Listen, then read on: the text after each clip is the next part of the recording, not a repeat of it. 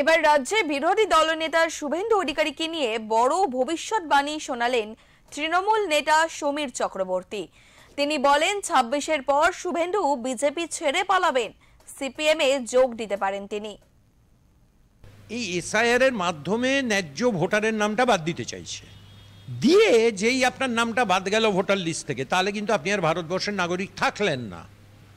সঙ্গে সঙ্গে আপনার কাছে এনআরসির নোটিশটা পৌঁছবে যে আপনি ভারতীয় নন, পুশব্যাক করে দেওয়া হবে বাংলাদেশে। প্রদীপ করের সুইসাইড নোট সম্বন্ধে যতটুকু জানা গেছে কাগজের সংবাদ মাধ্যমের মধ্যে দিয়ে, উনি তো এনআরসির ভয়ে আত্মহত্যা করেছেন। সেই কারণে তা দায়টা নির্বাচন কমিশন নেবে না?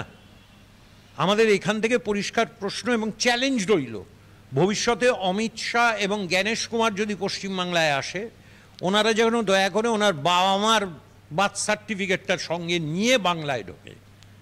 বাংলার মানুষ দেখতে চাইবে বার্থ সার্টিফিকেট ওদের বাবা মার, ওরা তো চাইছে মানুষের কাছে, তা নিজেদের বার্থ সার্টিফিকেটটা বাংলার মানুষকে দেখান।